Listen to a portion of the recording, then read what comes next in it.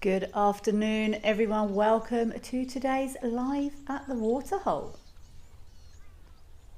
Starting the next couple of hours here at the fabulous Aldonio, up there in Kenya. Starting with a lovely drinking giraffe. I always feel like I should hold my breath when giraffes are drinking so I don't disturb them. Thank you all so much for joining us this afternoon or this morning or this evening, wherever you may be. Saturday the 28th of June. My name is Kelly and I'm going to be with you for the next couple of hours.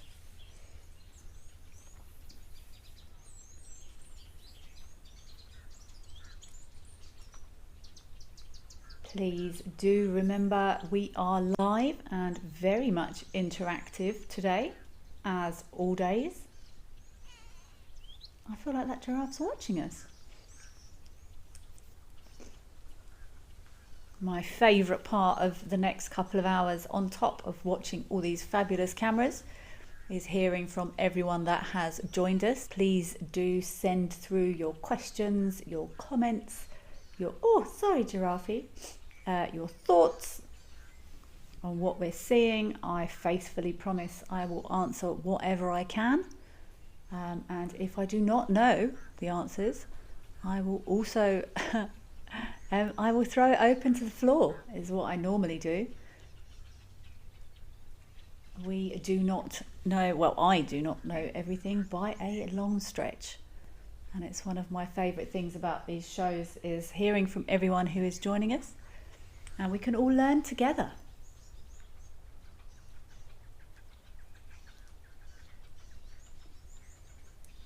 Penelope Kenyon, hello.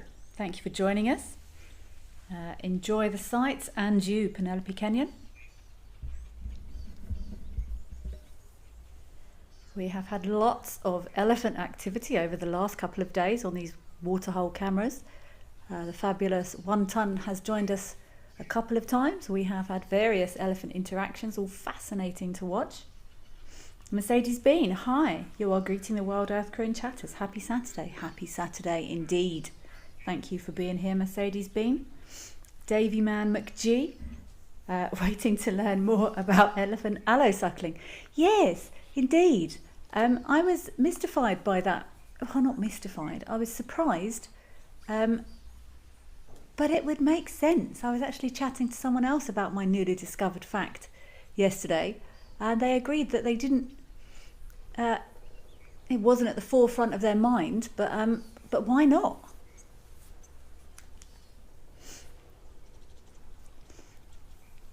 Spas, good afternoon to you. Great start with giraffes and zebras here at Aldonio. Always a pleasure. Hello, giraffe. Ruminating away there. And if you watch, you can sometimes see these giraffes sort of swallow what they've been chewing. Interesting to see.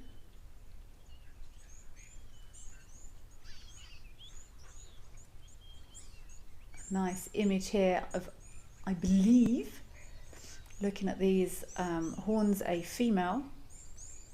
I often look at, I'm ready to be proved wrong though, as I regularly am. I normally look at the shape of these horns rather than the hair on the top, because the hair on the top is worn by older males, often from jousting with other males. And if you happened to find one who had not been jousting, he would have hairy horns. So I normally look at the shape. These are quite thin, these horns. They do have good hair coverage on there. But as I often say these days, the best way to check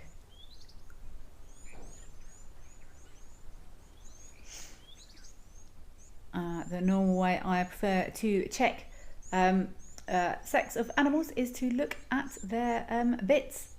That is the only surefire way. So just remember, we do have this fantastic Tanzanian migration safari with James Hendry. It's running from the 18th to the 26th of February. In the incredible southern Serengeti, Tanzania, depending on your pronunciation. I've never actually been to Tanzania. It is on my list. You are welcome to email info@wildearth.travel or visit the wildearth.travel site or scan the QR code for more information. It's only 6 people on this trip. So get it while it's hot. I'm very jealous if you will be joining James. Good chance of seeing lots of the predators, also lots of the mega fauna that are found up there in the southern Serengeti. What a treat that would be.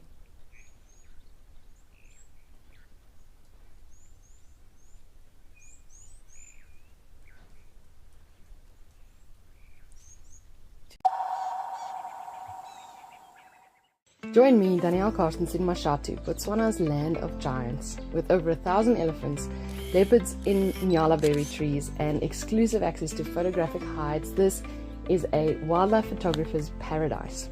I'll be there photo guiding you throughout, providing hands-on training and tips. Let's capture striking images together in one of Africa's most rewarding reserves. I would love for you to join me.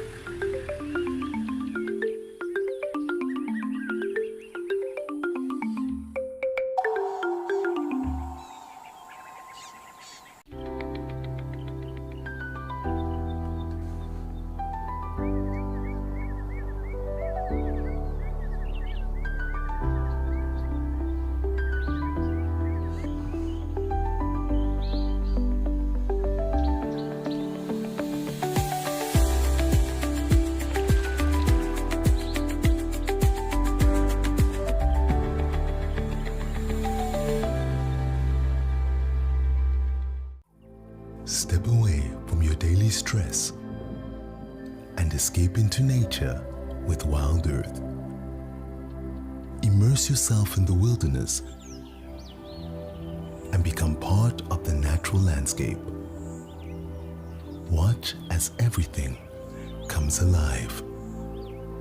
Join us as we slow down our thoughts, put aside our distractions, and reconnect with the wild.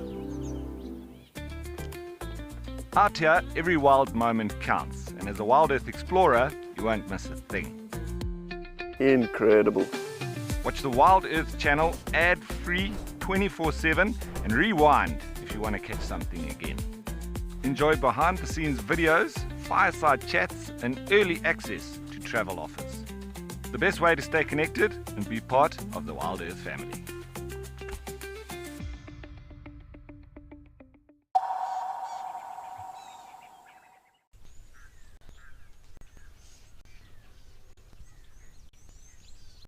Hello, thank you for joining us. You are indeed almost on time this evening, 8:37 p.m. over there in Australia. Welcome to the party.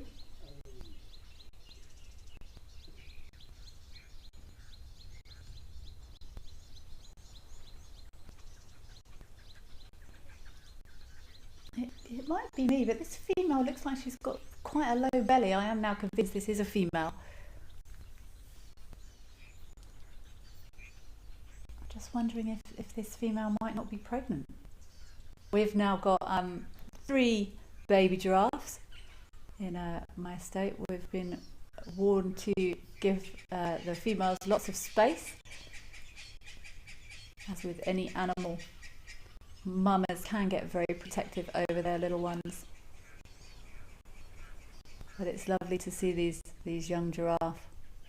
And be able to watch them grow the same as we can on these cameras, especially our fabulous camera across there with Tammy, Hoodspray Endangered Species Centre being able to watch her little ones grow and develop, while most of the cameras aren't that structured. I'm sure if you're watching on a regular basis, you will get to know regular visitors and watching the little ones grow.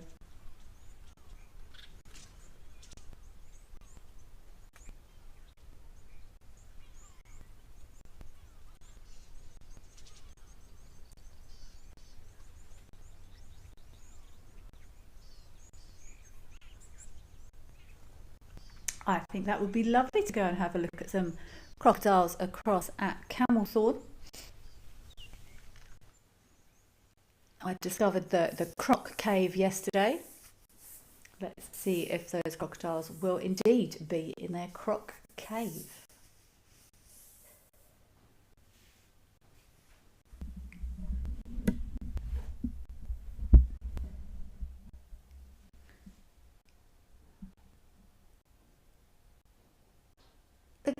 Look at that. I'm not sure what bird that is. It looks like a, is it a lapwing? It's definitely a lapwing or a plover. I'm not sure which one from here. But having a good look at those crocodiles and then carrying on about its business. Might be a crowned lapwing. I'm struggling with the colours here.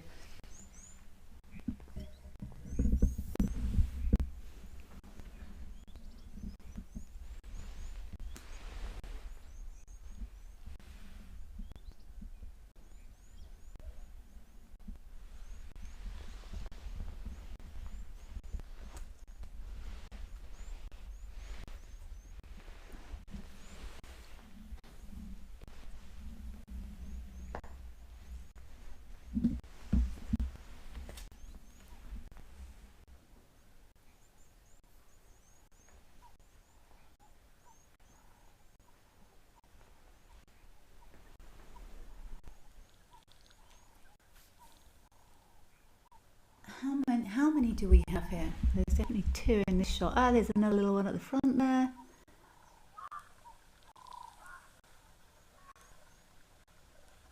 Can hear a Cape turtle dove or ringneck dove calling in the background.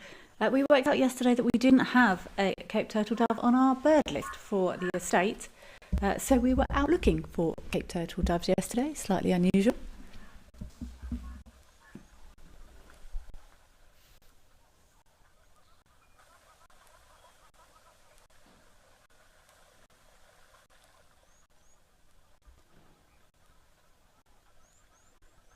Do we often see crocodiles in that little hole?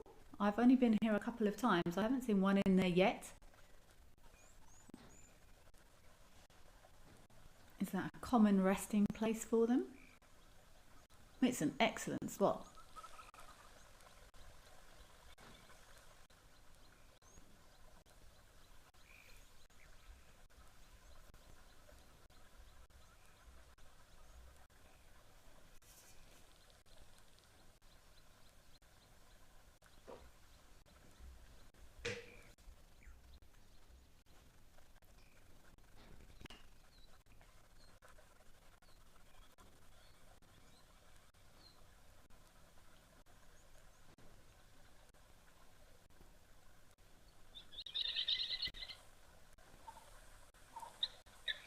Oh, this is where we've been watching this fish eagle for the last couple of days. I'm still fascinated to see if that. I'm now almost convinced that that fish eagle's adaptive hunting style is just hunting from the side of the water.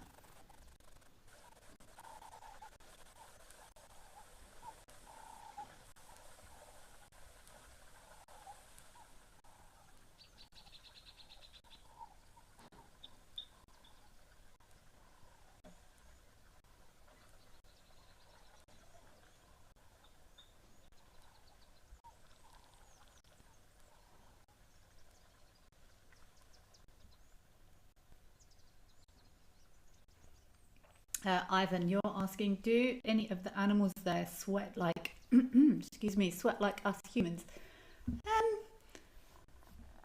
Not really. some mammals will sweat. I mean, horses sweat profusely, and I know some sort of dogs and cats will almost perspire through their pores, but lots of hippos have their own sort of style of sweat, so to speak. That hipposodic acid that we were talking about yesterday, it's not quite sweat. So I would say not really, Ivan. I think humans are fairly unique in their pouring sweat and fluid dripping from all over their bodies to try and cool down. Obviously, reptiles will regulate their temperature by their positioning. So we're seeing these crocodiles out sunning themselves for now, obviously trying to warm up a little bit maybe.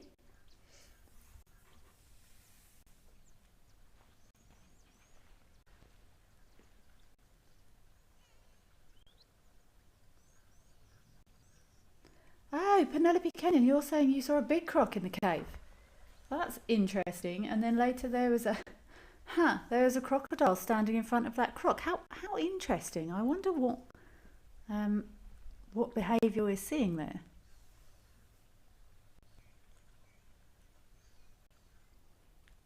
I guess if they wanted to be not necessarily in the water but out of the sun, that would be a great spot for a croc. Karin, you're asking if those are elephant bones. It definitely looks like a big bit of vertebrae there. And it looks like a rib. I'm not sure, Karin. It's the vertebrae. Looks like the spine of something big. Whether or not it's an elephant, I think this camera's only been here for a few weeks. They're definitely ribs and vertebrae of something big. I'm not sure if it's elephant though. I've threatened a few times to do more practice on the identification of skeletal bones that we find in the bush. I'm not very good. Yeah, those are huge ribs, hey. I'm not very good at it. We often find bones and things laying in a bush, and I can sometimes work out if it's a leg bone or something. That is a big, whatever that was, is a pretty sizable skeleton. So it could be from an elephant. But yeah, I've vowed to get better at bone identification. We often find bones in the bush, and we can sometimes work out if it's a rib or a leg. But I would love to be better at identifying what animals, or even sometimes what bones they actually are. But this looks like parts of vertebrae and probably rib bones.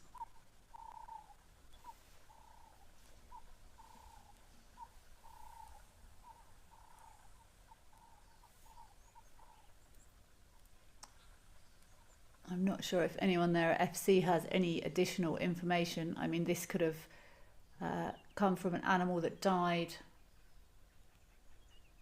As we know, skeletons are often cleaned up quite quickly. We're going to try and get you a little bit more information to see if we can tell you if we have any formal identification on what's there. Is that a big bit of pelvis on the right, maybe?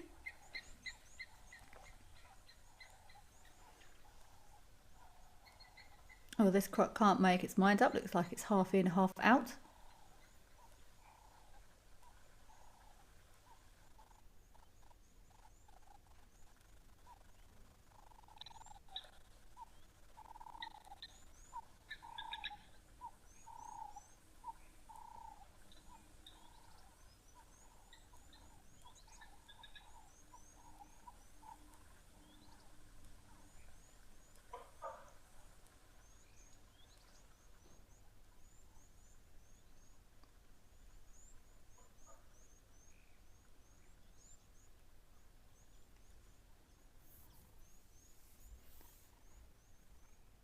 I'm not too sure how big the actual property is here at Camelthorne Farmstead up in Botswana.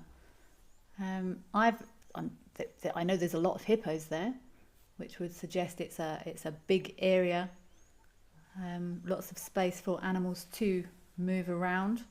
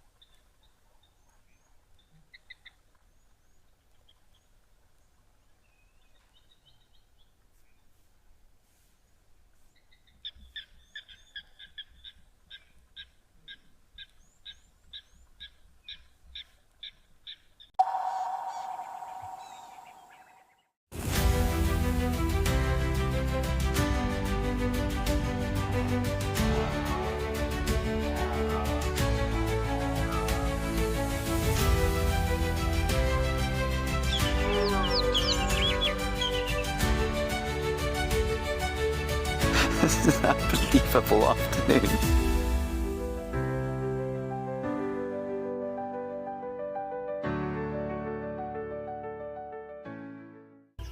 South Africa's wild places are closer than you think because Federal Airlines brings them to you. From the calm of our FedAir lounge to the smooth boarding of our trusted fleet, we take care of the journey so you can enjoy the adventure. Our flights go beyond the ordinary, connecting you to South Africa's most remote and extraordinary locations. Federal Airlines, your gateway to the South African wild. I get to wake up every morning and go out there and look for cats. I get to create my everyday safari for myself. I grew up in the sort of central eastern suburbs of Johannesburg, fully qualified trails guide and a fully qualified nature conservationist. I love the wild places. I love being in the wilderness. It's probably one of the best jobs I've ever had and probably ever could have.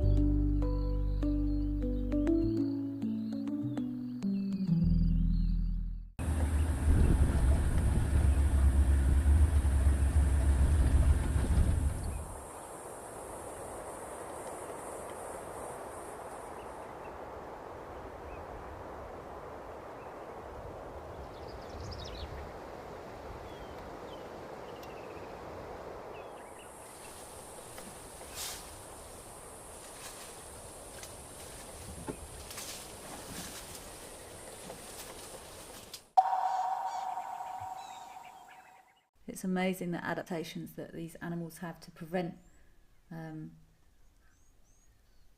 unwanted things, and they've got sort of valves there in their nostrils.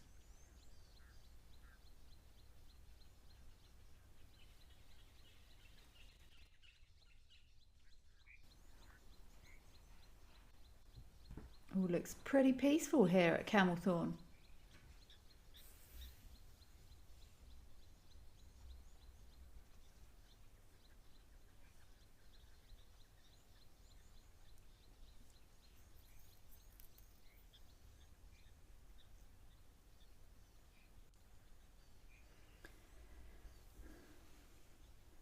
Patulu and Sai, thank you so much for joining us. It's lovely to be here. You're joining us from the south of France. Sai, you're 4 years old. Thank you so much for listening in, Sai. It's appreciated. That is a really good question. And you're asking, you want to know if crocodiles poop in the water. I'm trying to think if I would even recognise crocodile poop if I saw it.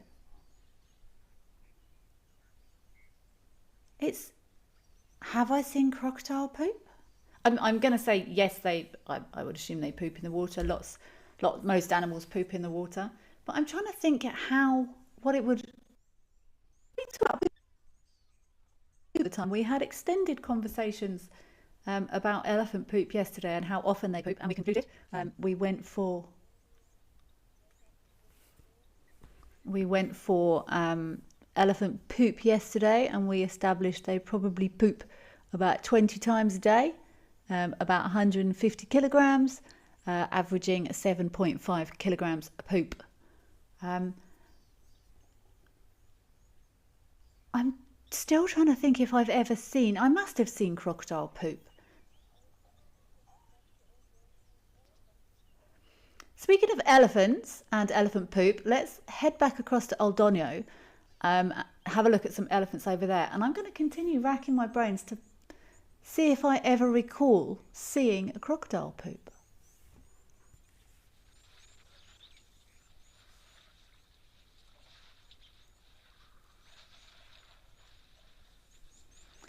The boys are back. The boys are back.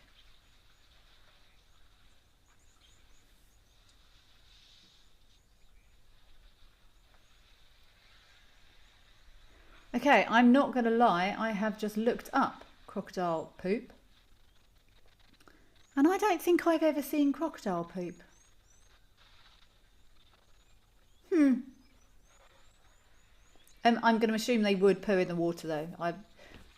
I don't think I know of any animals that spring to mind that purposely leave the water to poop. So I'm going to go with yes, they poop in the water, but I guess we don't really spend too much time scratching water where there's lots of crocodiles, because that would be foolish. So that's probably why I haven't seen elephant poop.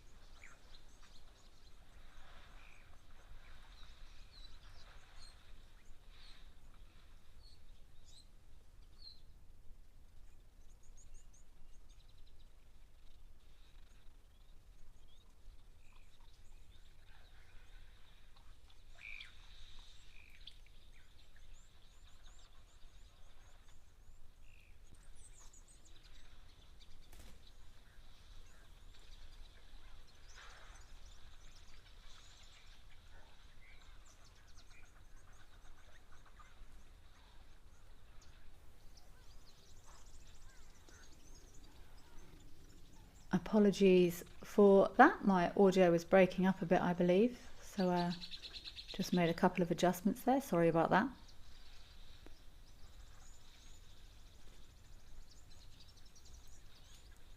See, isn't it amazing, just in the last, in 10 minutes, the giraffe have gone, the zebras have multiplied, and now we're joined by these lovely big bulls.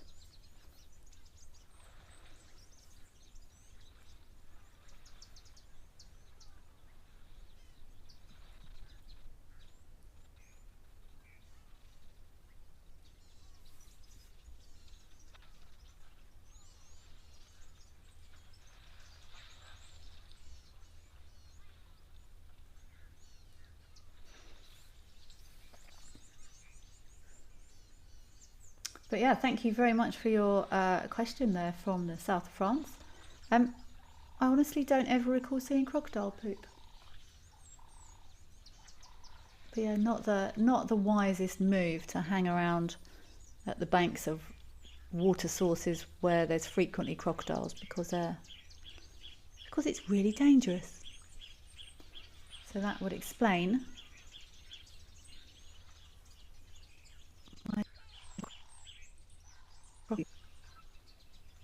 this was fascinating here yesterday. I'm not sure if anyone was with us. There was a circle of enormous elephant bulls with two smaller bulls in the middle, and it almost looked like I don't know. There was lots of communication going on. In my opinion, they weren't just standing. They didn't all just happen to be standing there. Only one or two of them were occasionally having a drink.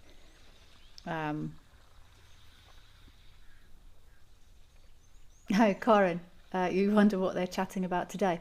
Yeah, look at that zebra. Oh, you've got a nerve, zebra. That zebra almost looks like, that's really interesting. I know horses certainly do it, but foals, if they're communicating with adult horses, they will do this sort of like yawn, sort of open mouth thing, which is believed to mean I'm just a baby, I'm not a threat. And that zebra just did that to that elephant. Look how close that zebra is.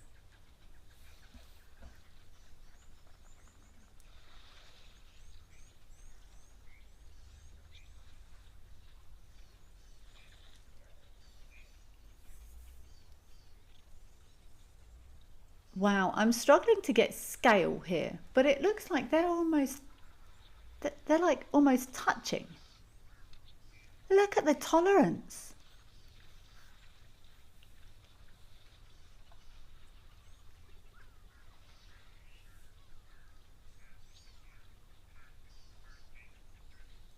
It looks like those elephants could like literally flick those zebras with their trunks, and they're just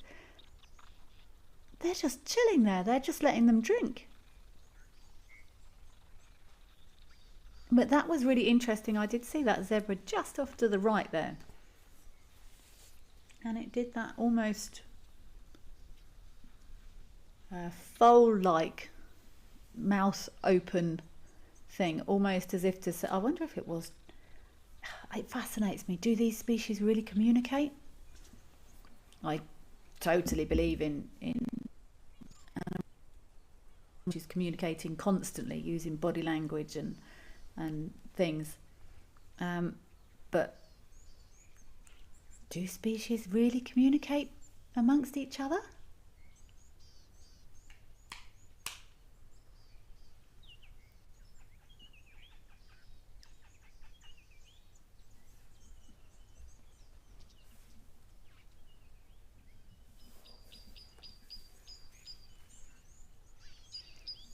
Apologies about that. I think we lost the feed there briefly. I wasn't sure if it was me or the cameras, but fortunately I think it was the cameras and not my internet having moments again.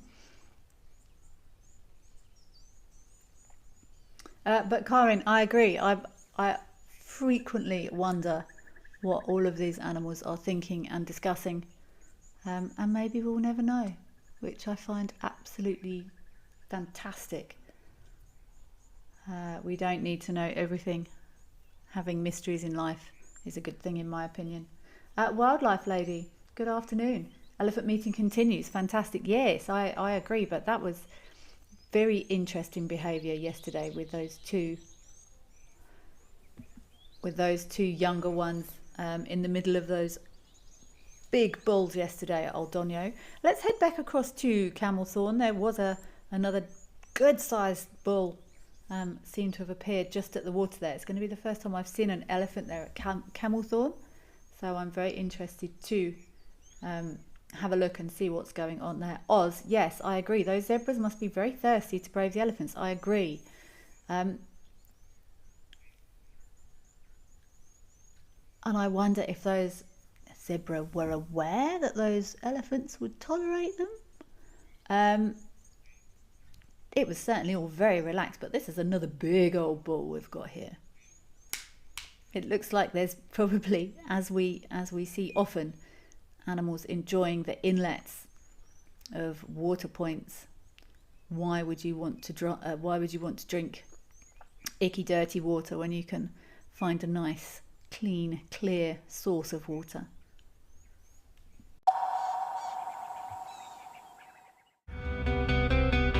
I feel it is a rosetted morning for us. So yes, let's see what we can find.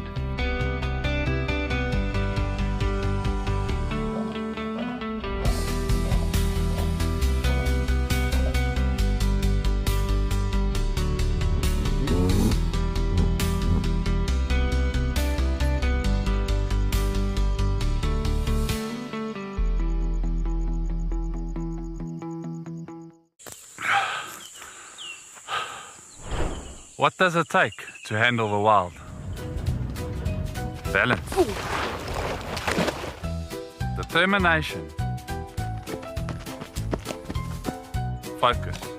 Yaku!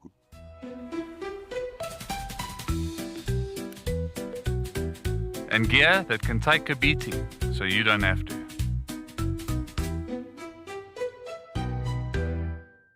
Best sighting I've presented, I found myself with wild dogs.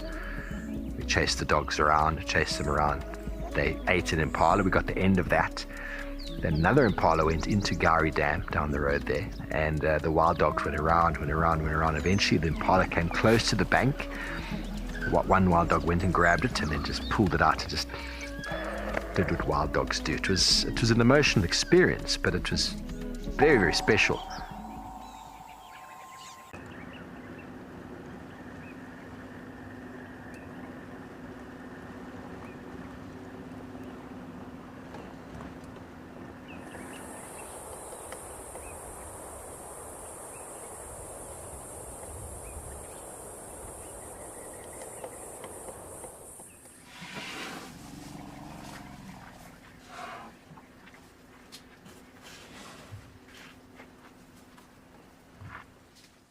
Every month, something wild lands in your inbox.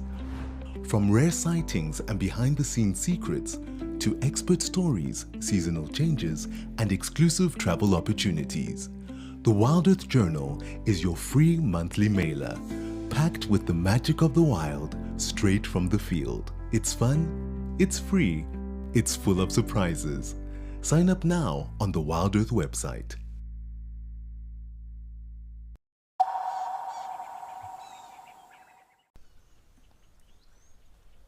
We were wondering why his tusks were worn. They're definitely getting some use. How interesting is that? Look, he's digging.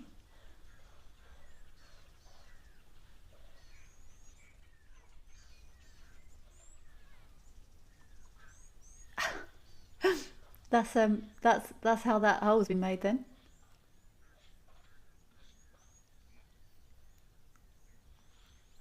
Anyone that's wondering if elephants dig, there's your answer. People often don't like it when their dogs dig, despite it being a very natural activity for them. They say they dig great big holes. Try an elephant digging.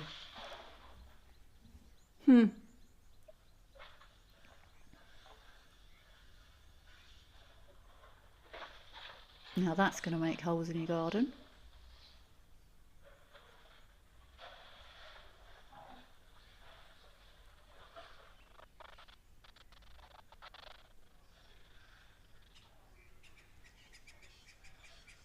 How interesting. I wonder if he's trying to... I mean, he's got water coming out of there already. Get further in there, or...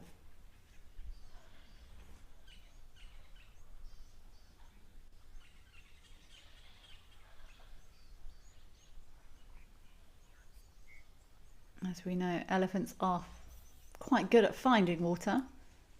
I've woken up on a couple of occasions at camps with no water because elephants have dug the water pipes up.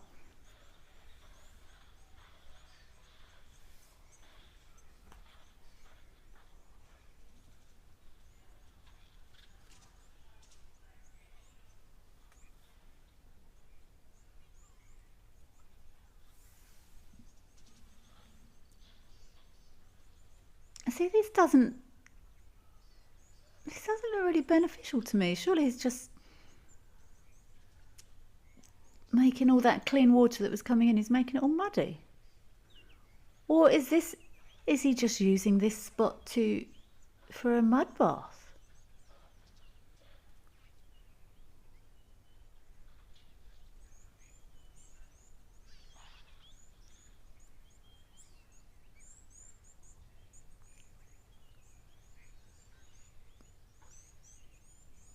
See, he's using it for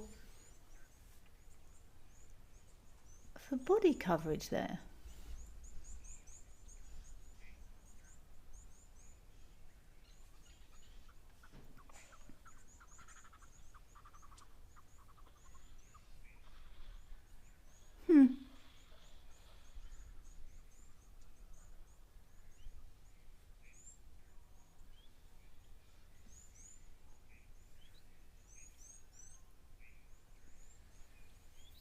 I wouldn't have thought that was the best place to do that. It's going to squishy up all that nice clean water. But I suppose if the water is a bit grubby or smelly, he might be choosing to rather use that for his mud baths. I couldn't work out if he was trying to get deeper into the water source or he was just using it for mud body coverage.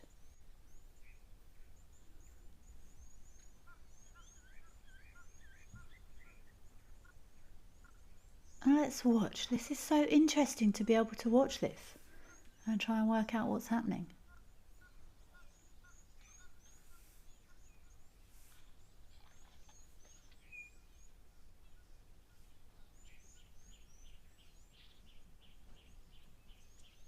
Huh.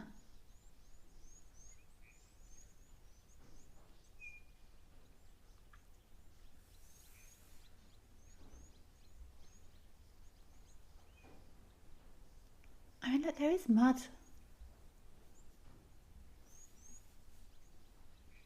in other places.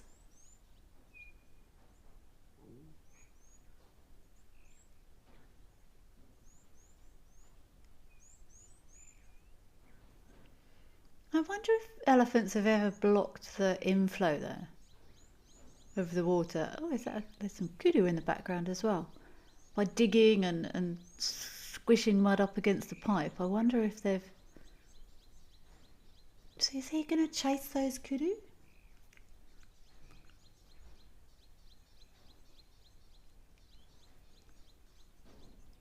Yeah, they are kudu, I see there.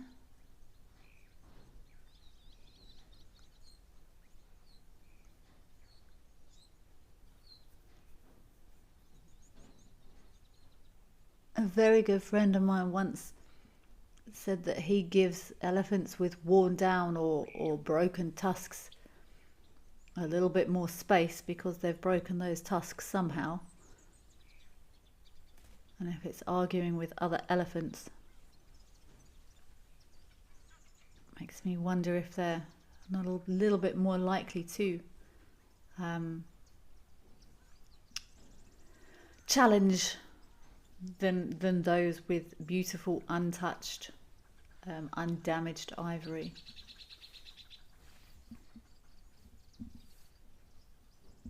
Oh, that is a big bull though.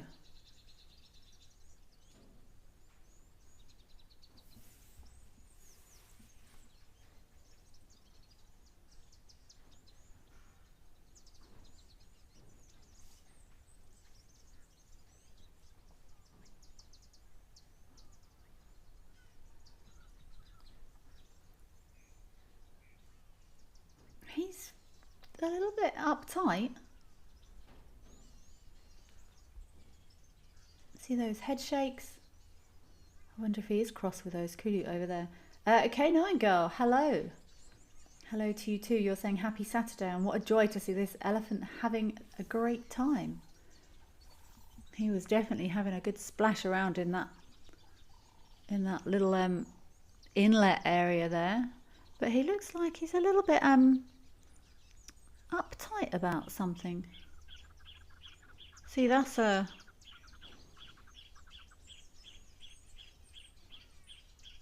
swagger to me. I didn't notice if he was showing signs of being in must. These head shakes.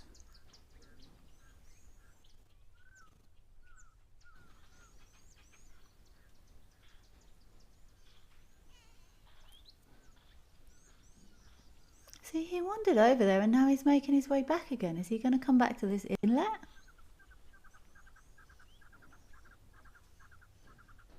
He is.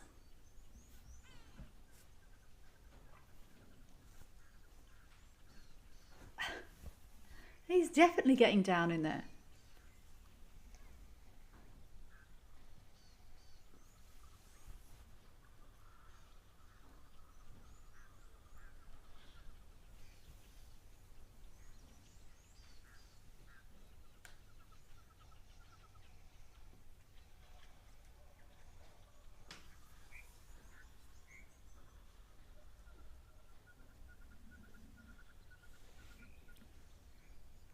See, to me that almost looked like he was nice and happy in there, and then he went off and did almost a little patrol. Told the kudu not to come any closer, and headed back to carry on enjoying himself. That's what it looked like to me anyway. But Irene from northwest England. Clever elephant having a drink and a mud bath, 2 in 1. That is an interesting technique he's got going there, but I would assume he's probably done this before.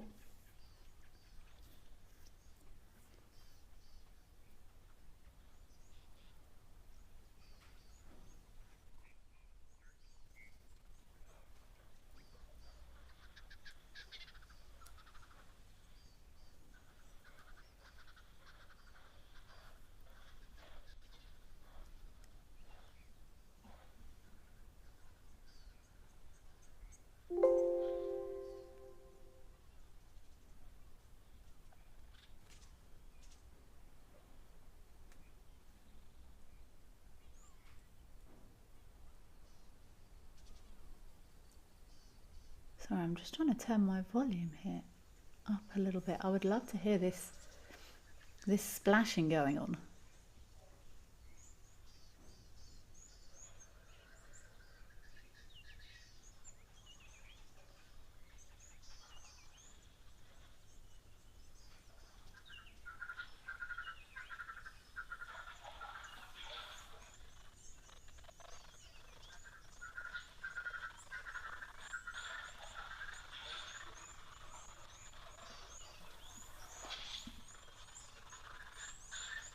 Oh yeah, I think we might be struggling with a little bit on the sound on this camera, but there is definitely there's some serious. Is he going to go off and do another little patrol? Hey, who said elephants can't climb?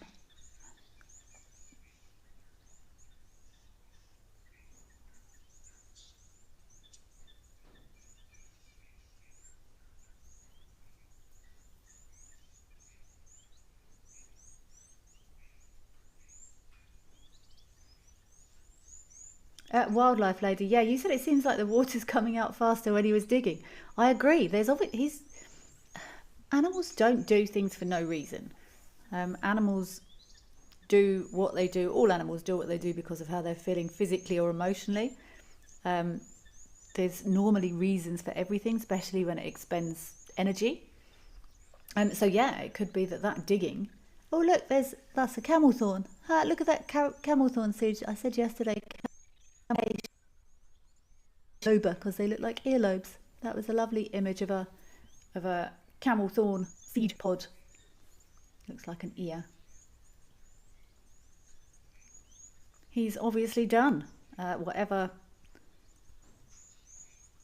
having a drink, having a splash, and now he's off on his way. But that was interesting, the way he sort of did a loop, checked his area, and then went back to doing what he was doing before.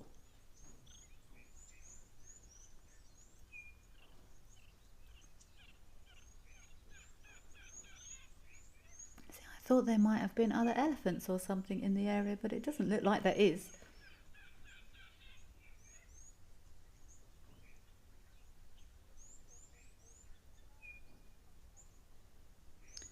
So our big elephant bull has finished what he was doing. So let's head across to the fabulous Tau Game Lodge. I haven't been here for a while. I always enjoy it. Let's see how the topography may have changed since I was last here. Oh, look at these guys. You see again, oh, that crocodile is covered in mud. Huh.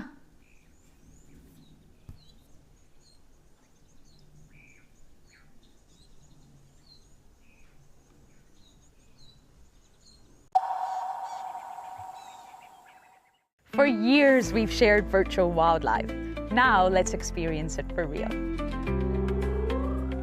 I'm Lauren Arthur, and I'd love to show you my amazing home here in the Greater Kruger of South Africa. This 5-night journey is an exclusive connection to my piece of untamed Africa. I live here in these gorgeous landscapes surrounded by epic wildlife. The wild is calling, so come and join me. The Wild Earth Impact Foundation is a non-profit that uses the power of wildlife storytelling as a force for good. We create sustainable development projects that showcase conservation stories, empower people, and inspire environmental action. As a registered South African PBO, you can make a tax-deductible donation to the Wild Earth Impact Foundation. To find out more, visit our website.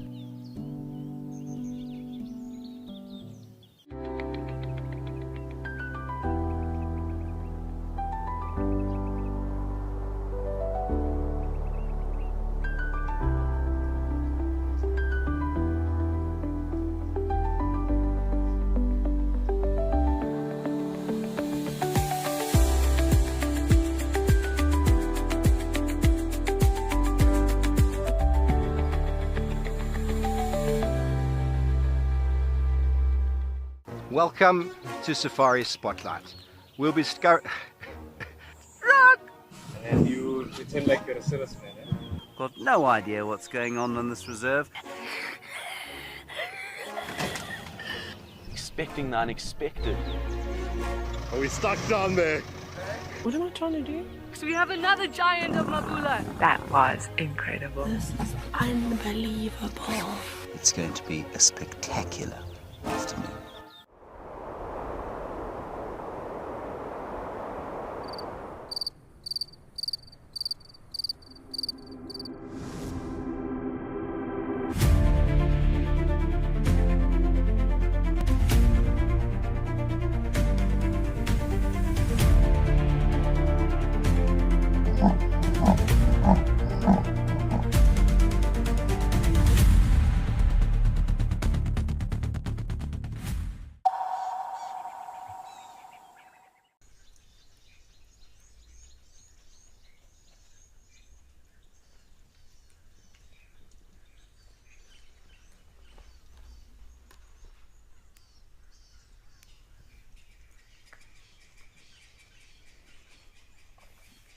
That mouth open to help temperature regulation even more.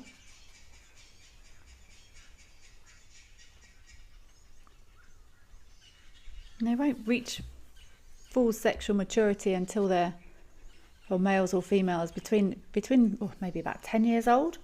Very slow growing, slow to develop.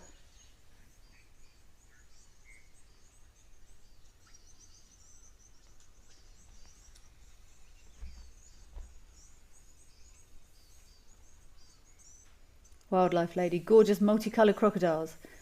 They do look big to me as well. I struggle to get scale on a lot of these animals on these cameras. It's easier if you sort of see something next to them. But these crocodiles are quite a good size now. These Nile crocodiles that we have here, they can get, there's stories of 4 meter crocodiles, so they don't, 4 or 5 meters, they don't get quite as big as the saltwater crocodiles that are found in Australia. But yes, they can be quite sizable. That looks, I think that is possibly a juvenile black crake wandering around there. Let me just check.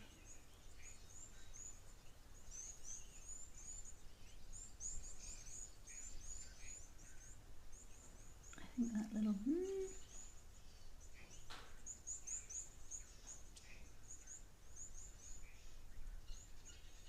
I think probably a juvenile black crate.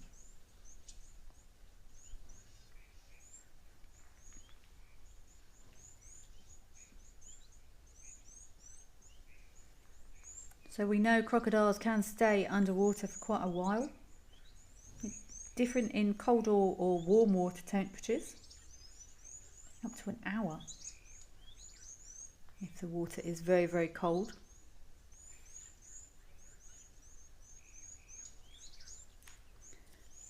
And I think someone's told me before that one clutch, but none of them hatched, I think.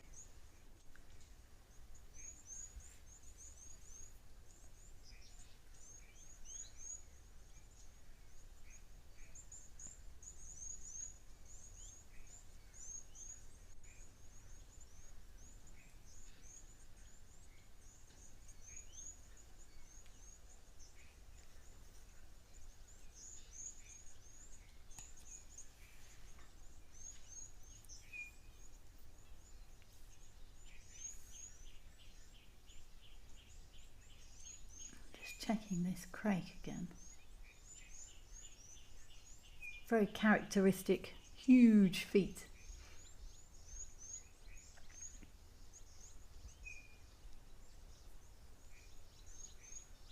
Normally they have these bright yellow beaks, bright red legs and red eyes. Always fun trying to identify juveniles of various species. Is that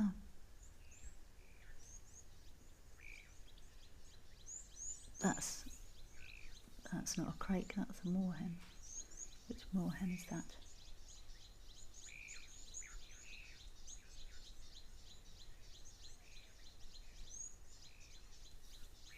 This is a common moorhen. Yellow legs, very bright red beak as well. You got a fish. So you can see those two birds are different shapes now from that angle. Oh, fish. It's doing something with something. No, they wouldn't be. It's difficult to see what it's got there. Maybe a bit of plant stuff or...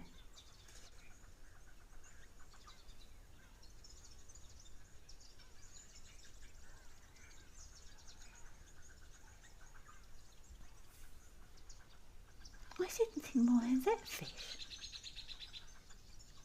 They're more sort of invertebrates and plant stuff, but let's check.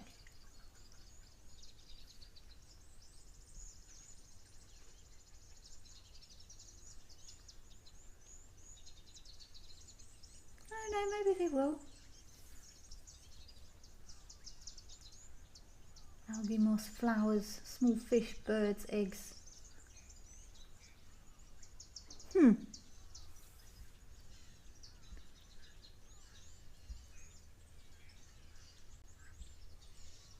peered right up to this screen here.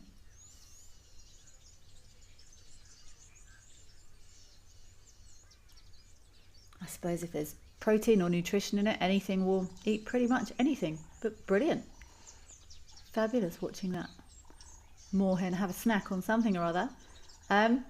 Let's head across to King's Camp. That fabulous hide they've got there. I I think maybe we have a giraffe across there. But that's so cool watching that moorhen. Oh no, maybe it is an insect. Oh, hello. Oh, what a beautiful image of this. See, and this is what I mean by the difference in the shape of those horns. Much thicker, straighter, I think, anyway. And no, there isn't any hair on the top of them, but compared to now, there's a very different shape to those horns, I think.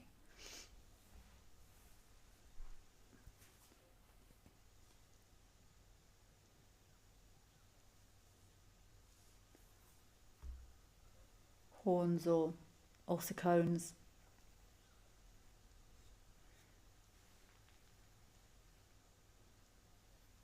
He's definitely got some passengers there.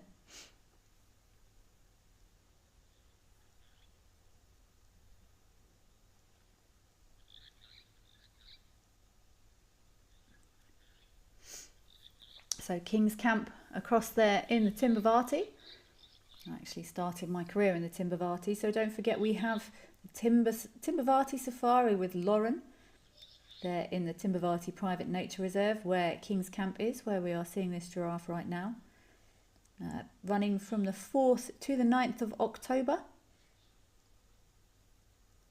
Again, a group size of just 6, which is nice, intimate, keeping those numbers nice and low. Going to be joining Lauren Arthur. Twice daily game drives in the Timbavati.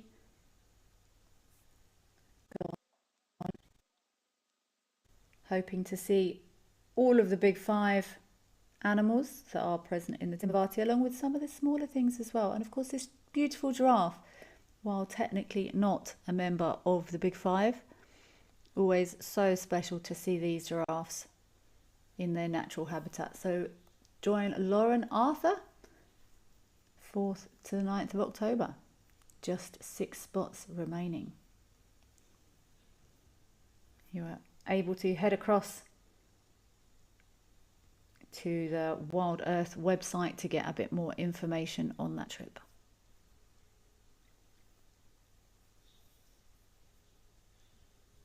And my identification is confirmed, definitely Merle giraffe. You're welcome to email info@wildearth.travel if you would like to find out more about any of the trips that are going to be taking place this year.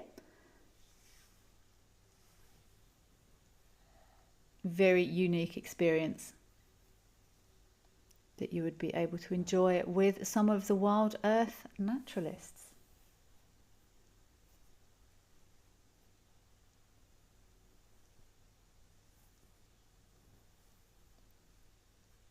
I was fortunate enough to spend time at King's Camp. Ooh, what year was it? 2013, I think. Timbavati is a beautiful game reserve, actually. I've spent quite a bit of time in there. Lovely sightings.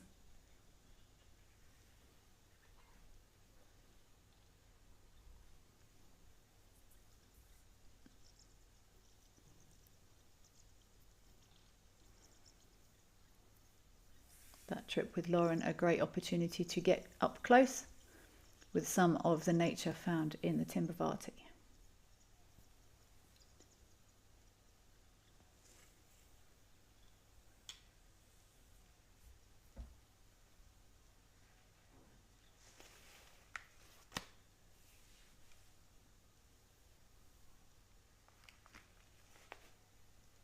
I've actually been meaning to try and get to King's Camp. They've got a fabulous hide there that I would love to go and experience.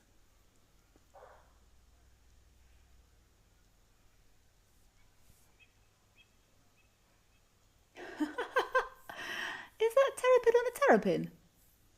No.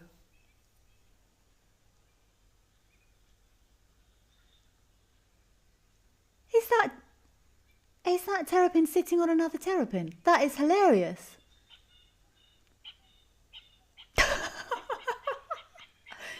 Oh, know.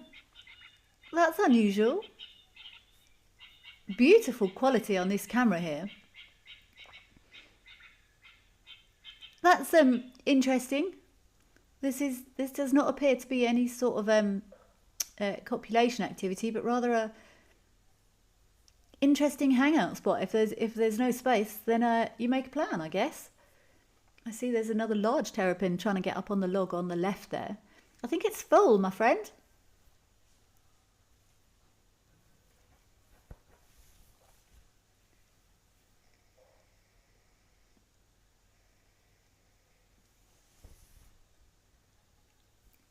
How funny.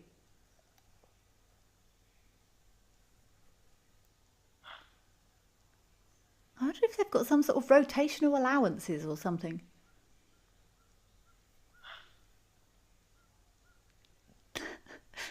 I don't think I've ever seen that before. It's really nice being able to see these terrapins out of the water close up, because normally, see that's a much larger terrapin. Is anyone going to give way?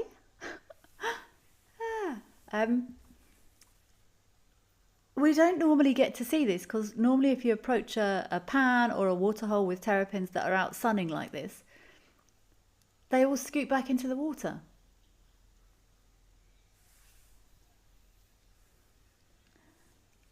Pizza Man, you think they are mating?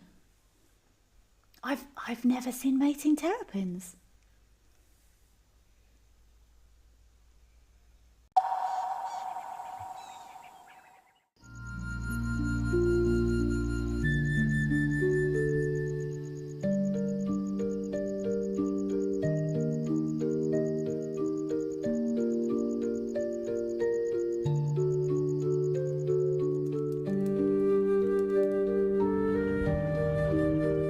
This unfolds in front of you.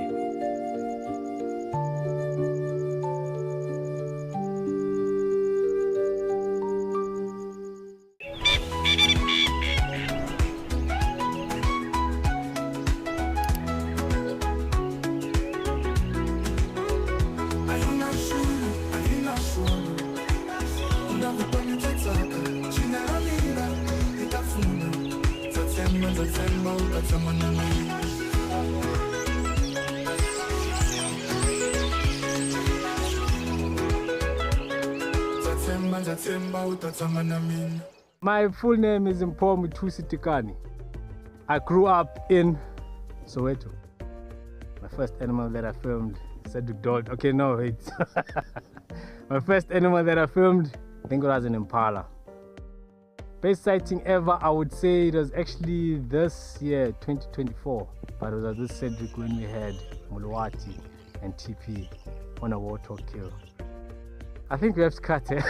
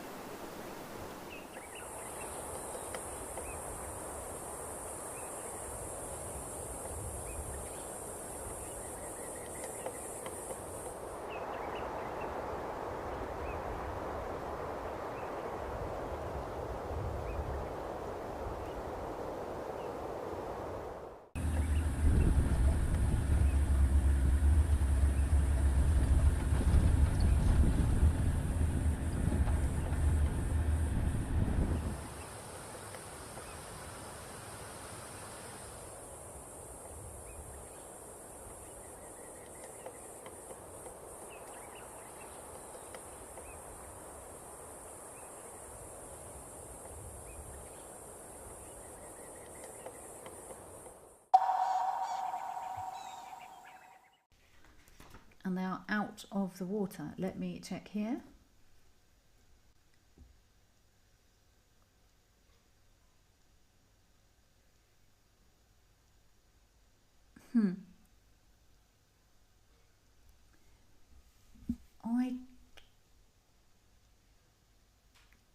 I don't believe they are mating, according to this book anyway. I think they're just sitting. Oh dear.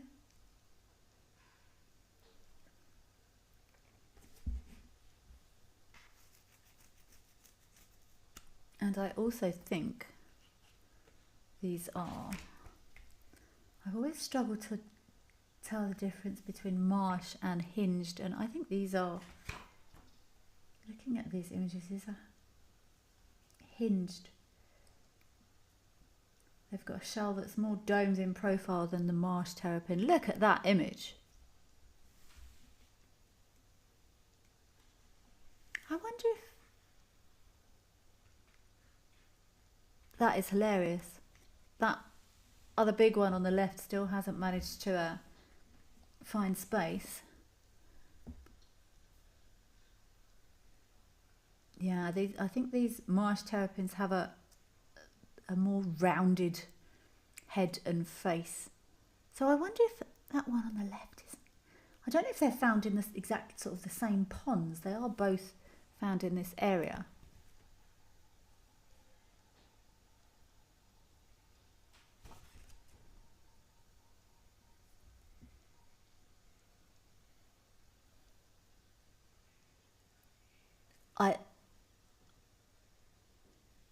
Thank you very much for that extreme close-up image there of establishing whether they are or are not mating. But my book says they mate in the water, so and they attach to each other. So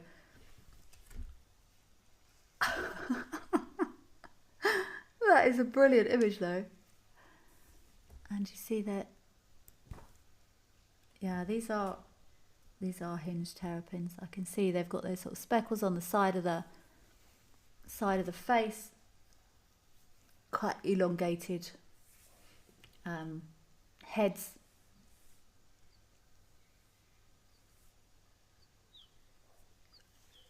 I don't really know what to say about this.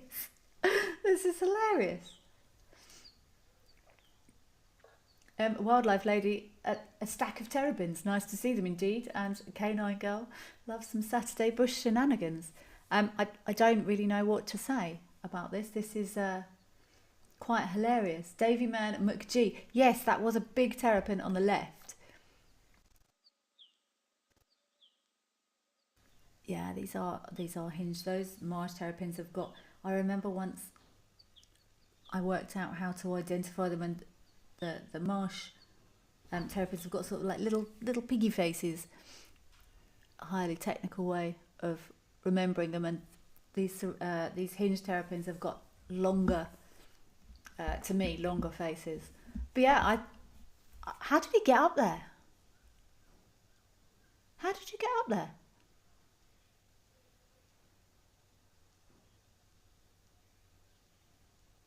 I don't know what to say. This is a brilliant screen image, though. Yeah, it's quite happy up there by the looks of it. And I'm trying to see if this is indeed a different species on the other side. See, does he look piggier faced to me? But that is definitely a bigger terrapin. Good afternoon, Mayesh. Thank you very much for joining us. Tortoises, turtles are indeed amazing in the midday sun there. The group of tortoises, terrapins, turtles, they used to be called the Chelonians. They're now called the Testudines. And the group has more than almost 300, it's got almost 300 species in around the world. Grouped into 14 families, as always, various taxonomic complexities.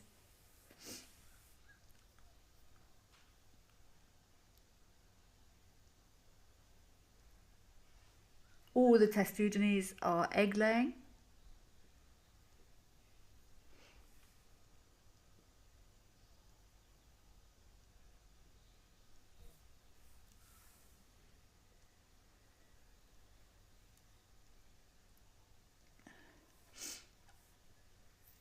Penelope Kenyon, talk about getting hitched, right? I don't. Deb Davis. Oh my word. Yeah, I don't know. I don't really know what to say about this. I think I have concluded that they're not mating. They're just chilling there. Oh, Davy Man and McG. One species of the hinged terrapins has two little feelers under the chin, but I can't remember which one. Okay. There's two little feelers under a chin. I've got my book in front of me. Davy Man McG. So marsh. So all of these, the marsh, it's either marsh or hinged because they're the only two we get here. There are two little feelers under that chin. I can't see any mention of those feelers in this book, so that does tell us though, thanks David McG, that this is definitely still hinged. There are 5 species in the group of hinged terrapins.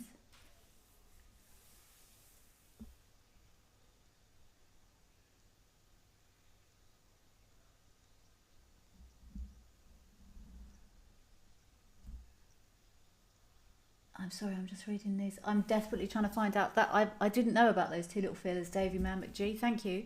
I'm gonna investigate this further and read in this book, but in the meantime, actually, let me take a photo.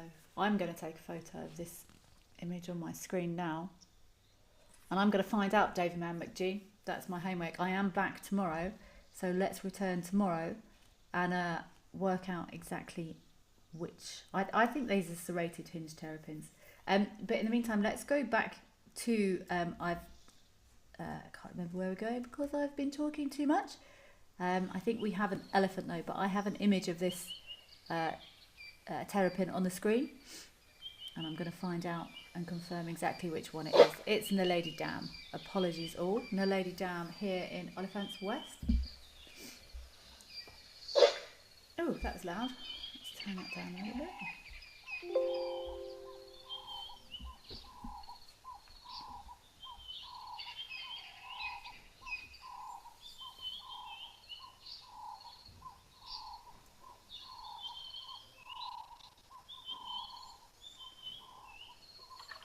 I'm sorry, still going on about the terrapins. I'm fairly sure that these are serrated hinged, but oh, look. Okay, it is serrated hinged. I've got a picture of one here. Serrated hinged, widespread, and they do have those two little feelers. Well done, David Man McG. We have confirmed they are all serrated hinged terrapins. Karen thinks they're practicing for water aerobics. I agree. Such a cool image of those terrapins though. I know they do it, but it's so infrequent. We've got over the splash. Let's turn that down again a little bit. It's quite loud. We don't normally get chance because they normally jump straight back into the water when we get there. So lovely to see their behaviours without actually disturbing them.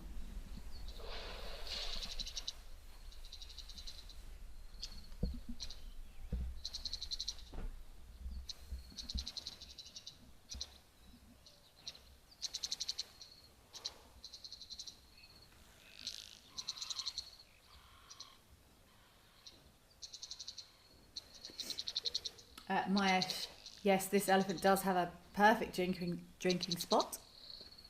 I know we do often see groups or breeding herds of elephants here as well. But for now, he's got a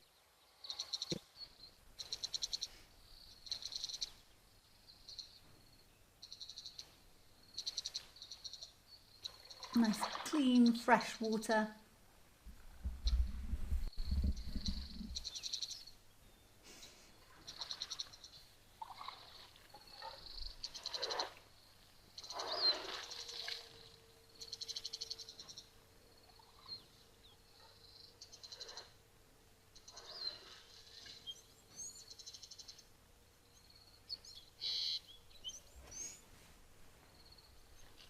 Oh, Spas, you're saying you think terrapins are now a different order from Testudinae. My book says otherwise, but I mean everything changes so fast. I'm not disputing this. This is the Guide to Reptiles of Southern Africa. Let's see when this was published. The whole taxonomy thing I'm always loath to go too much into it. See, this was first published 2007.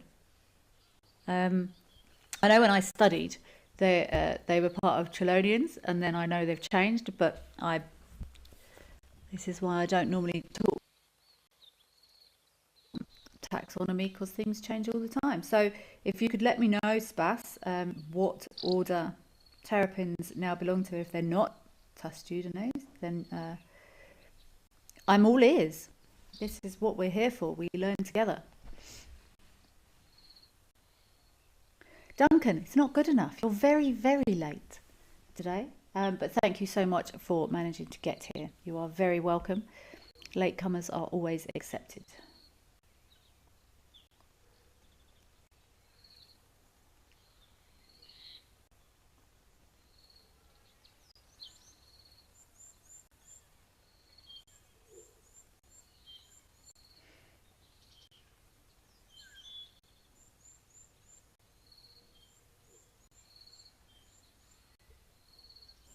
I think it was possibly maybe a youngish boy that had maybe split away from his family group. He will have learnt that this is where the water is when he was still travelling with his family, and now comes back for a little drink and then makes his way. Okay, David Mann McGee. Pan-hinged terrapins has the feelers from the Turtles in the Kruger website. Let me open my terrapin page again. Let's go over to Safari Hook. I'm going to get back into my book.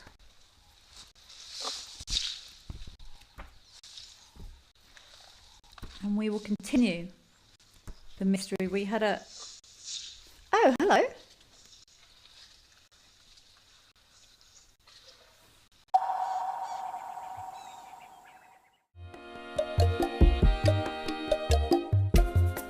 My name is Amy, and today we're going to be doing things a little bit differently.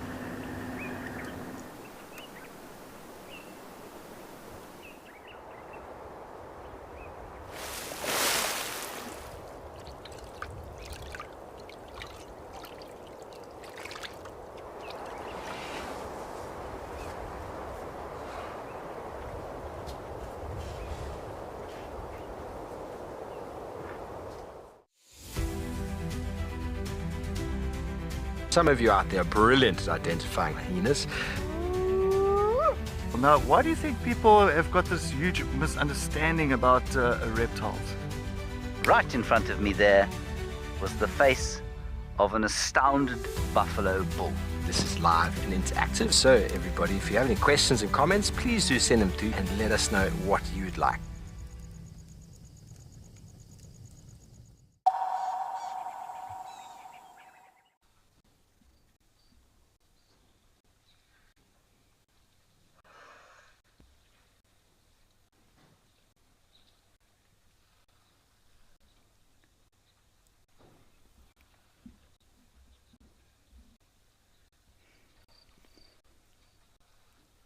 Spas, you're confirming that terrapins are placed in test Udinese. Yeah, that's what I thought.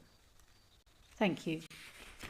But Davey Man McGee, I'm still working on who has these little feeler things.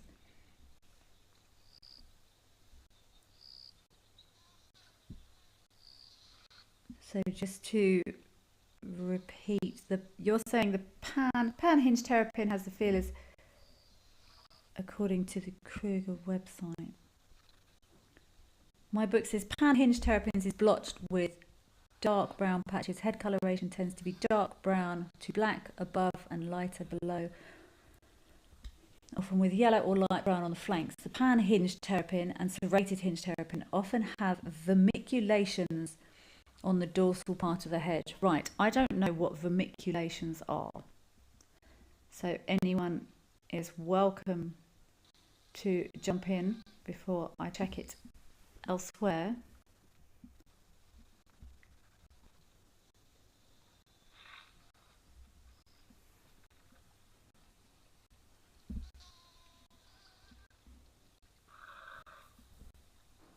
A vermiculation is a marking made by or resembling the track of a worm.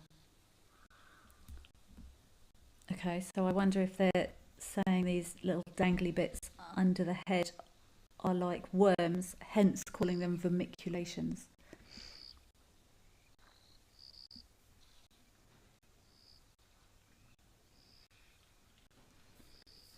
To work or ornament something with wavy lines or markings resembling forms of the tracks of a worm. Resembling a worm in form or motion. If anyone has just joined us, I'm trying to get some more information on the little things under the chins of terrapins. Okay, so it's something to do with worms or something wavy. Oh, we've got some impala. Oh, look what we've got: zebra, wildebeest back here, a safari hook. Oh no, there's springbok. Huh?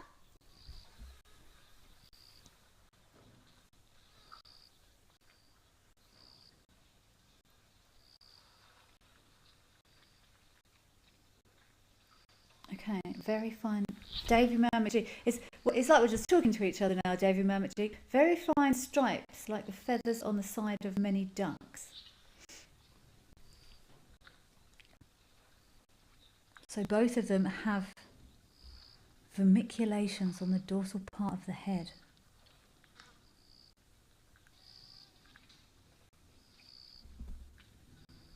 I'm going to put it on my list, Davy McGee. I'm sure people don't need to listen to me try and work out what vermiculations means. Right, I'm going to put it on my homework list, Davy McGee. IDs of pan and serrated hinged terrapins. Oh, hello, elephant. This is a big girl, hey? Is this a girl? I can't. Oh no, maybe not. Ooh, sorry. Right. Homework for tonight is multiple hinged terrapin identification. Jonathan Smith, hi. How was my night of dung studies? I think I came to a conclusion with my dung studies that the numbers I was comfortable with were that elephants poop about 20 times a day,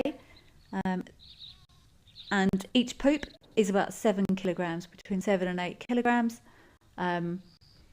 pooping between 100 and 150 kilograms a day. So I didn't spend the whole night pooping night anyway, but tonight I seem to be embroiled in in-depth, detailed terrapin identification. I've always struggled with terrapin identification because, like I keep saying, we don't often see them for long. So when things just disappear, it's quite difficult to identify them, and then we get sucked into taxonomy of things, which again makes things even more difficult.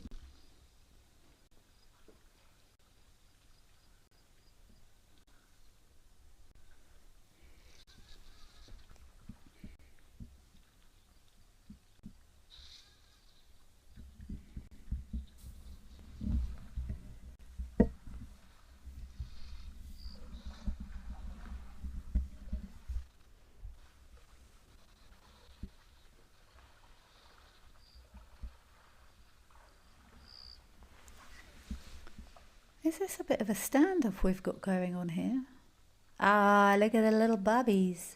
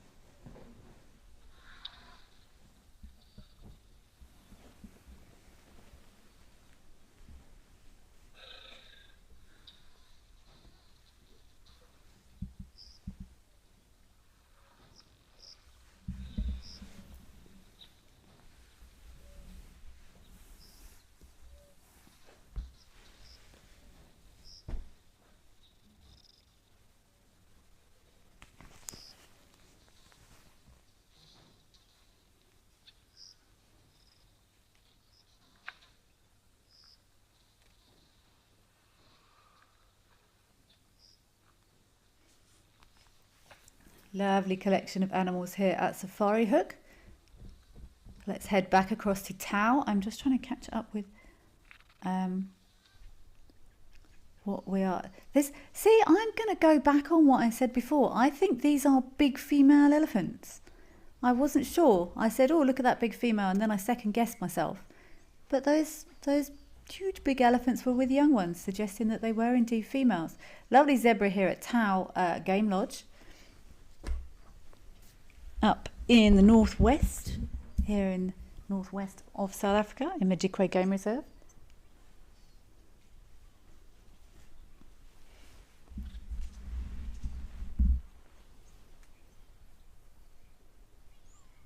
Having a good old scratch there.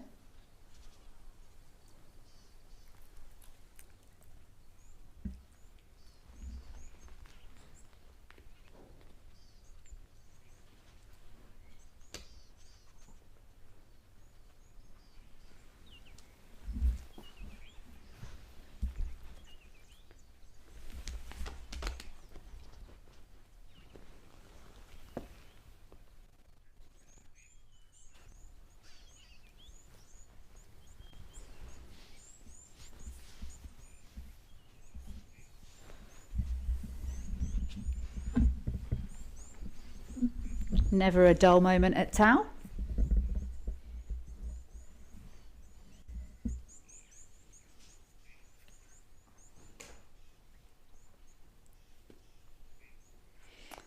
Duncan, you're asking, at what time do elephants have good eyesight? At night or during the day? They haven't got exceptional eyesight anytime. It's not bad. I think they've got better eyesight than a lot of people realise, but I think they're probably going to do better not in low light situations. And yes, Duncan, there's lots going on around all of the pans, and this is likely to continue throughout the winter months. I mean, it happens all the time anyway. So, in my opinion, during the winter, because all animals need to drink. So everyone has to gather, whether they like it or not, around pans and water points to get water.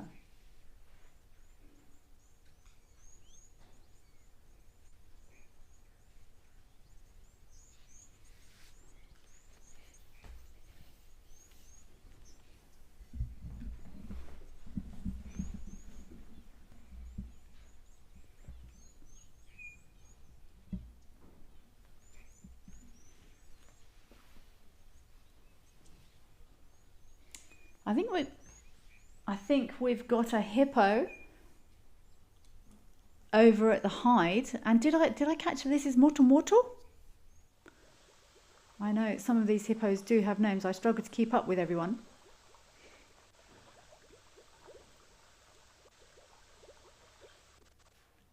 This is indeed moto. What a fine looking.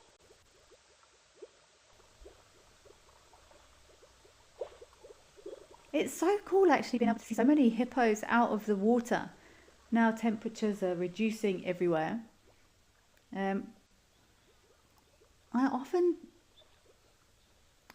struggle to, again, same with terrapins, but much bigger. I don't get to observe hippos out of the water as much as some of the other animals, because often if we approach, they will retreat into the water. Same with crocodiles, hippos, terrapins. That is their safe zone. So it makes it more difficult to be able to observe these animals and their behavior, which in my opinion is the best way to get a good understanding.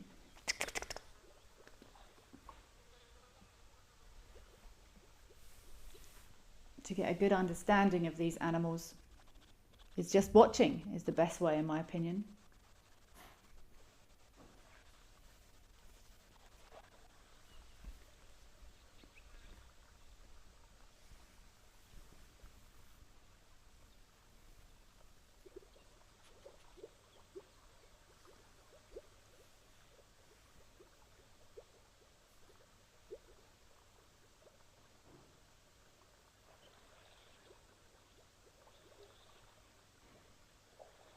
Moto looks like he's having a drink to me.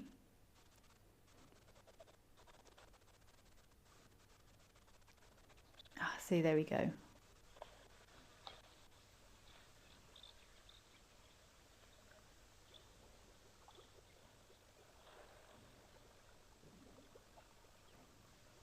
And back into the water he goes. Goosh.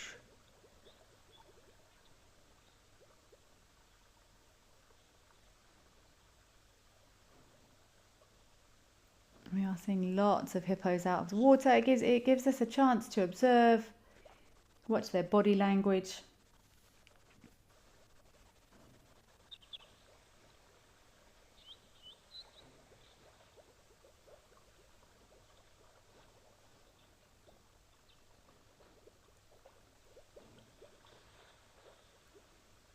During these winter months, when water resources drop, when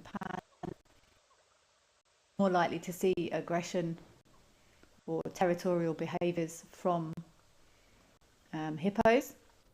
They will get very defensive of their little spot of water, especially the males.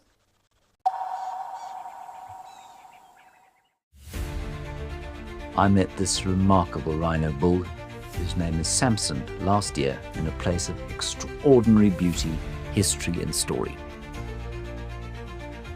I'm going back there to see him in October, and I think you should come with me to his mysterious mountain fastness.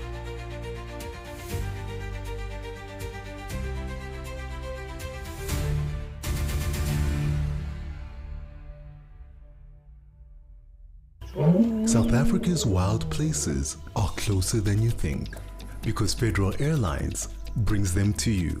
From the calm of our FedAir lounge to the smooth boarding of our trusted fleet, we take care of the journey so you can enjoy the adventure. Our flights go beyond the ordinary, connecting you to South Africa's most remote and extraordinary locations. Federal Airlines, your gateway to the South African wild. My full name is Emojis. Best part of my job is coming to see nature. Worst part of my job is logging. That's the worst thing ever, because you have to log amount of footage. You sit in front of that computer and yeah, you think of deleting the footage, but no, they need the footage. If I went to camel, probably a soccer player. I know some people don't believe me, but I'm very good, I'm very fast. Step into the heart of Africa from the comfort of your home. female leopard tracks over here. Join our expert guides for a live 3-hour safari where every moment is real, unscripted, and unforgettable. Ask questions. Animals rely on their senses. Share your thoughts and be part of the experience as we explore together. Safari Live. Can you hear that?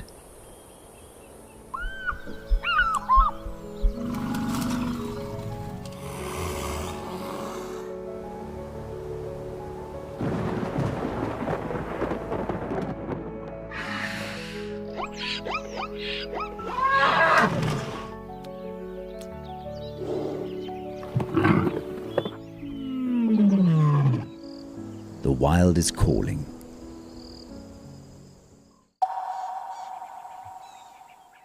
Clam in his substantial waterhole.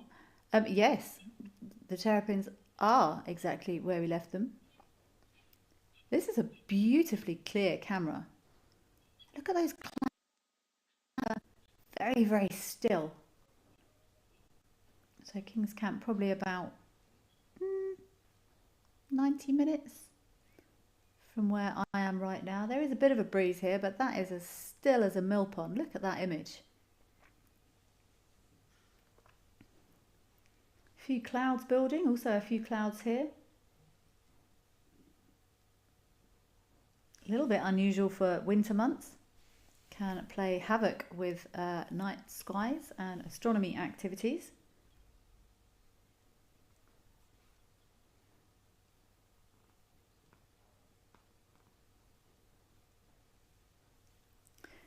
Jane Ingrid Ludlow, hi.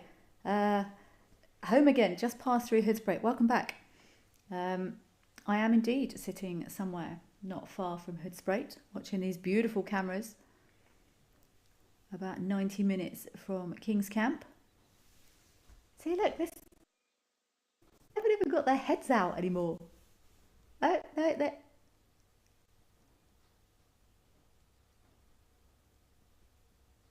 Both of their heads came out at the same time.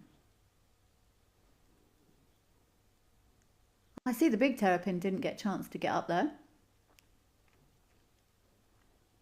I would have loved to watch them get into this position. Look, but all back legs out, front legs in. This is hilarious.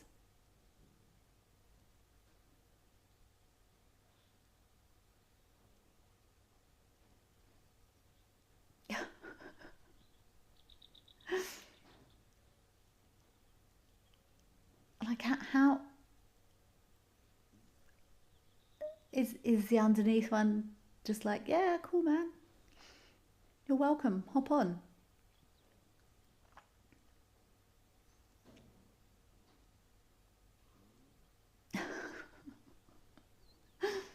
Oh dear.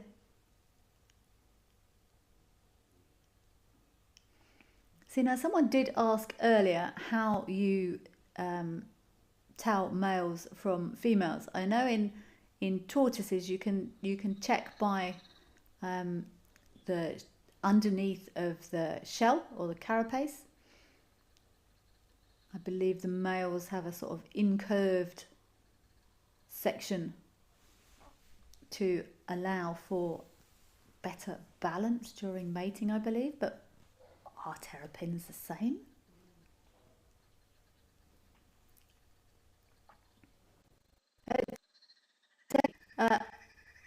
Do you know if that's the same? You seem very well versed on these testudines and the identification of them.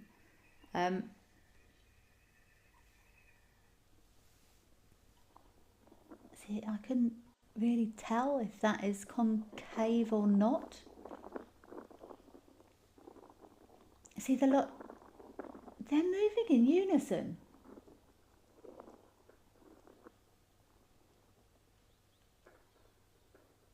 Oh no, there must be something happening. Are they all looking in this direction? Are they all suddenly going to plop into the water? Davey Mamet G, yeah, screenshot time. I've also taken pictures of this as well.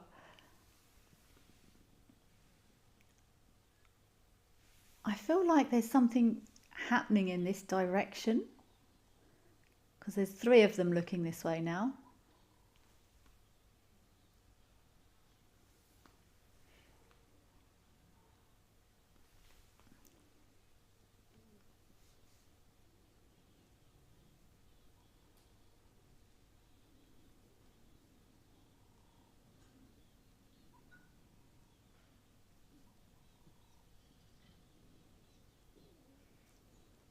I'm surprised that bigger terrapin gave up. Maybe it's gone out somewhere else.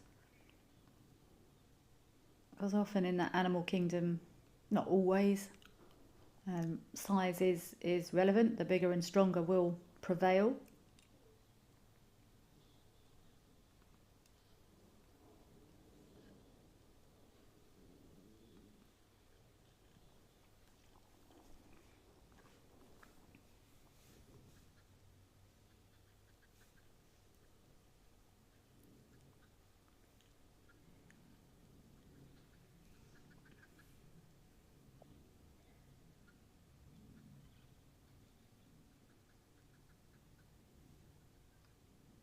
Oh, okay, I'm not going to lie, I am checking now. Carapace is the top of the shell. Apologies, it's the plastron. And it is indeed more concaved in male terrapins than in females. For balance.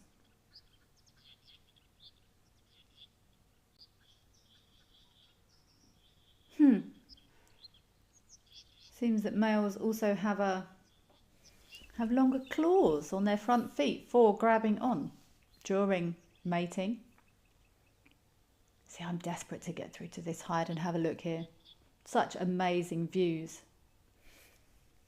I actually used to, where I used to work, they had a hide. And when I was leaving, we got very special permission to go and stay, just the guiding team, we got special permission to stay at the hide overnight. We didn't get much sleep. It was so exciting to see who was visiting the water during the nighttime hours when we couldn't normally go there. So important to be able to watch behaviours and observe without any more intrusion than is necessary.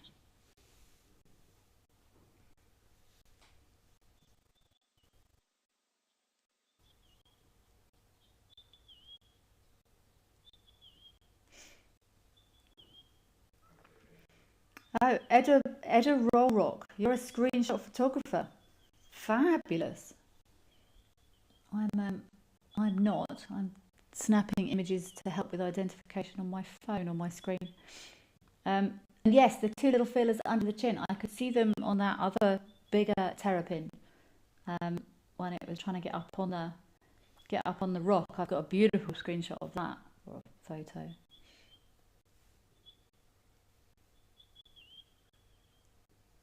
And yes, that middle one, you can see those 2 little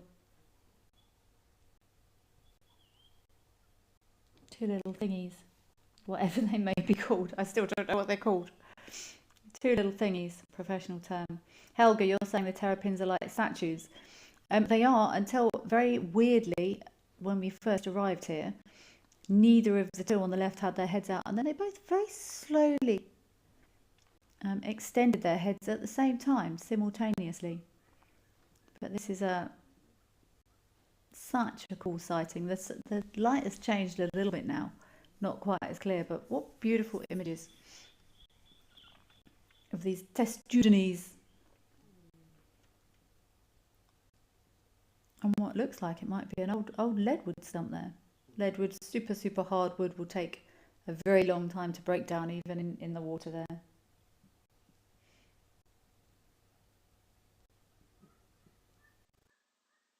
Oh, lovely. Yes, I think that's a great idea. Let's go over to Tammy across there at the Endangered Species Centre and see how she is getting on with her little bundles of fluff.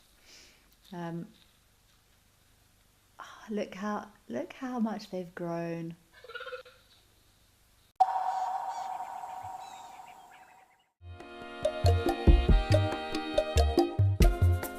My name is Amy, and today we're going to be doing things a little bit differently.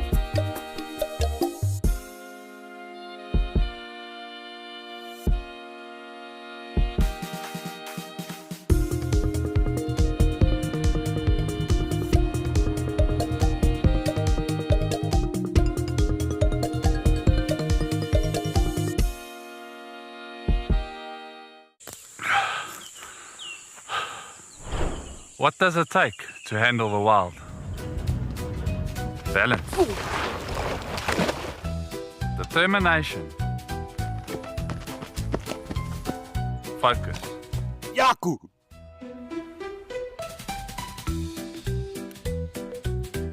And gear that can take a beating so you don't have to.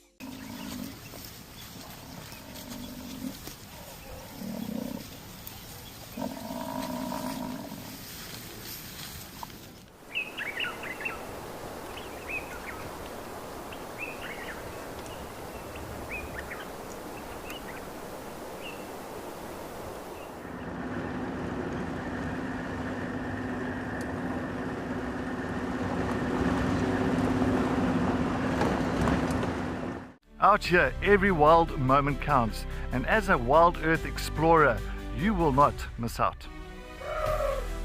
Watch the Wild Earth channel ad-free 24/7, and you can even rewind if you have missed out on something. Enjoy the behind-the-scenes video clips as well as fireside chat, or get the early offers on our travel experiences. It's the best way to stay connected and be part of the Wild Earth family.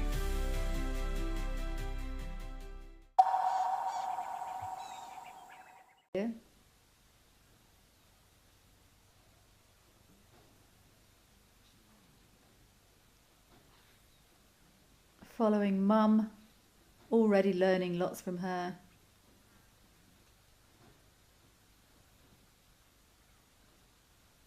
These cats will learn from Mum, lots of hunting styles, hunting techniques. I remember a sighting once, it was actually quite distressing. So trigger warning, potentially if anyone's going to be upset by things, killing things. I once watched a female leopard sort of almost immobilized, but not quite. I think it was a little stimbock actually.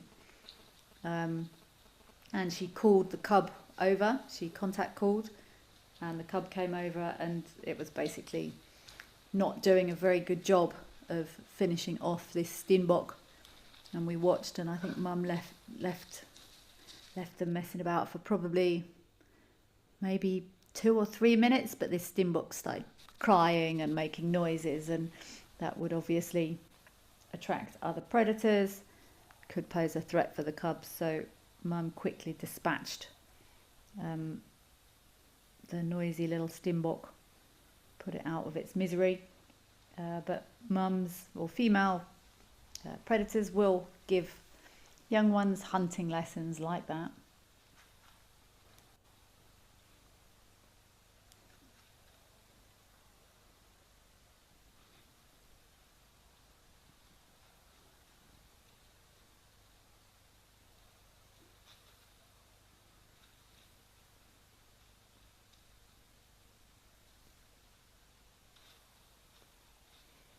We've only got 5 minutes left now today. Look at these young ones exploring Wildlife Lady. I'm glad you've enjoyed today's live at the waterhole. I feel it's been quite sedate, quite serene today. It's an absolute pleasure to be here. You're also thanking FC. I thank you, FC, and I thank you, Zoomies, as well. I will indeed be back tomorrow. So Wildlife Lady, please do join in. You will be most welcome.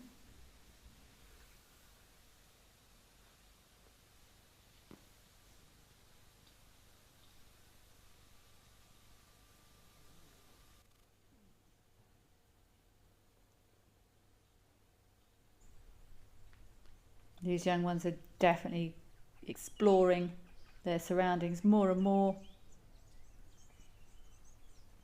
But it seems we lost that camera again. So we are We are going to spend the last few minutes of the show, I believe, at Oldonio. We might go over there. We might stay here at Tau. It's going to be a surprise to all of us, just proving that we are live and interactive as we will. There we go, back at Oldonio. More gatherings of giants. I've been really enjoying this Oldonio camera. Getting a great opportunity to watch lots of elephant behaviour up close and personal without disturbing anyone in the last few days. Very, very special to be a part of their communication. Who knows what they are musing or talking about here, but communication all the time.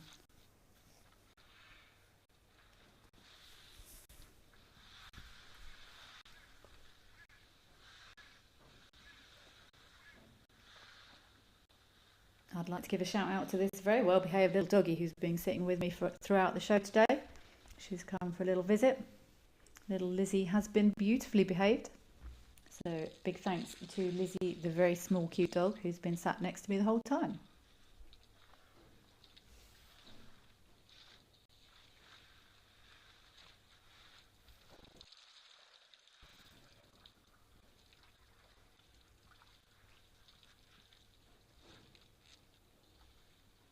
But yes, that was a beautiful image there at King's Camp with those terrapins sat on that log, but lovely clear images of the sky and the clouds all reflecting on the water. Lucy Cordy, it's an absolute pleasure. Thank you so much for joining us, Lucy. We hope to see you back again tomorrow. Same time, same place.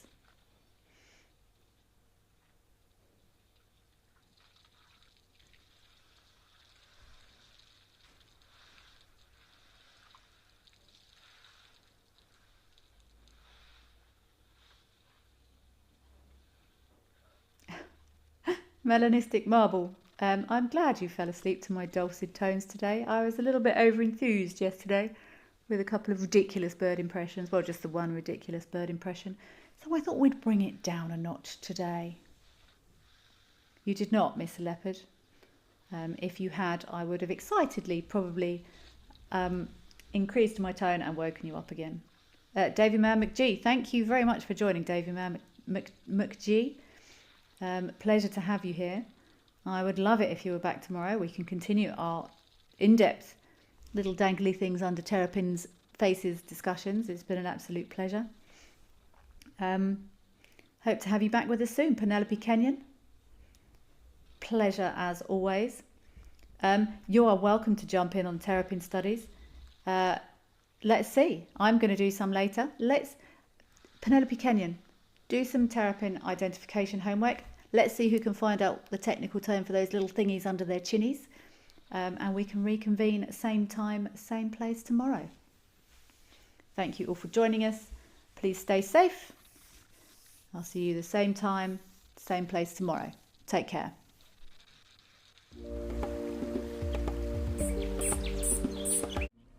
Welcome to Safari Spotlight. We're going to discover some real wildlife gems. This is a virtual safari full of beauty, wildlife, and stories. We're going to discover some unique and diverse reserves, spend time with some famous animal characters, and learn some real conservation